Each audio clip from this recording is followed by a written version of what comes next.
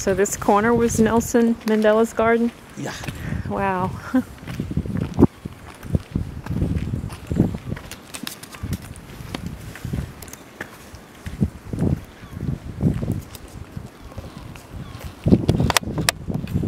This is where our leaders were confined. In fact, they were not allowed to go anywhere outside this section, not even to go and watch football or rugby being played on the other side. So when they were going to the hospital or to some of those offices, this corridor will be sealed off from those prisoners who were staying in the other sections. So they will be escorted out of here into those offices, and after they are done with whatever they were going to do in those offices, they will then be escorted back in here, that door always locked.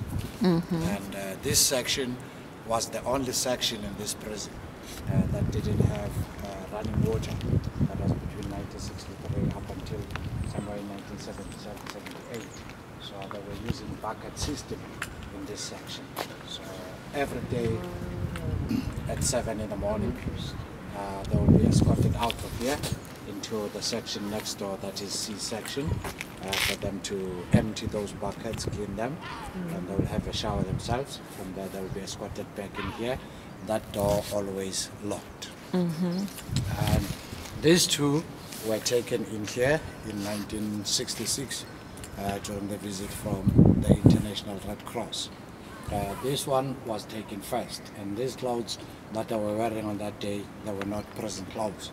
These clothes were given to them early that morning, maybe to give a picture that they were taken good care of. And after the photo was taken, these clothes were taken back and were given back their prison clothes. This short man with glasses, that is Comrade Walter Sisulu, the think tank of the ANC, with his friend and confidant, President Nelson Mandela. And this one is the whole leadership that was staying in here. They were doing what? They were crushing stones. These stones that built this prison. And these stones come from a quarry in the south of the island. And if you can look closer at this photo, you'll notice that there are those prisoners with long pants and shoes, and there are those with shorts and barefoot. Those with shorts and barefoot are the African prisoners. Those with long pants and shoes are the Coloureds and Indians. And this photo was taken before this wall was built. The building that we are seeing, it's a C section, the punishment section, and A section.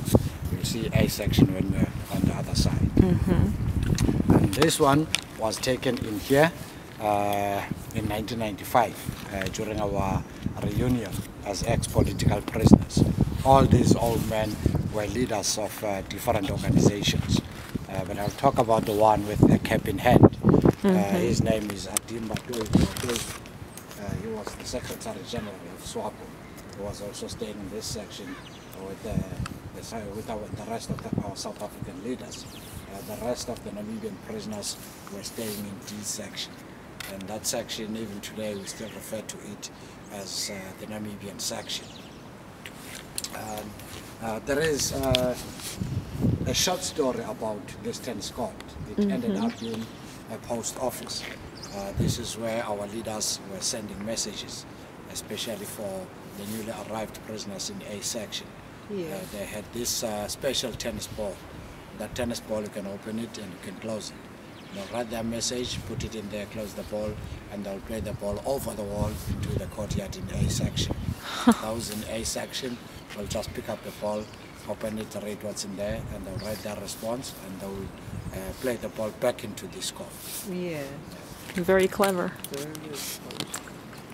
Yeah, can please go and see Nelson Mandela, sir. Okay.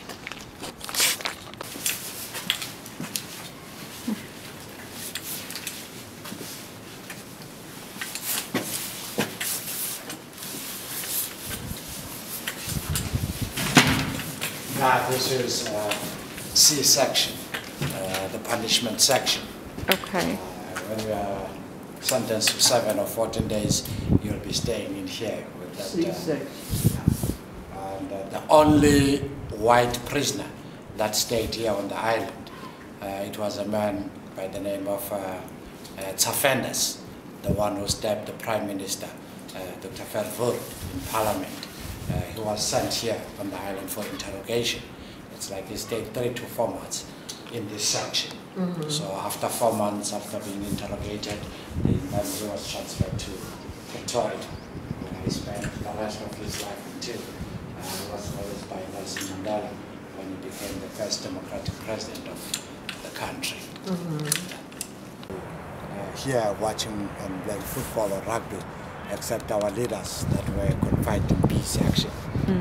Rugby was played, but not every Saturday like football, because there was a shortage of proper rugby players. Only those prisoners from the Eastern Cape and Western Cape were proper rugby players. We from the inland were just adding numbers running around with the cricket ball, but we enjoyed ourselves.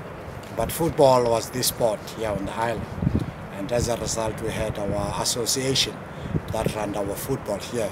It was called Makana Football Association, and in 2010, in 2007, when Sepp Blatter came over here for the filming of a documentary in football, he was very impressed when he learned how we run our football here, and he made us honorary members of FIFA, with the hope that he will be coming back in 2010 to give us tickets behind everybody's back so that we can watch the World Cup. But unfortunately, that didn't happen.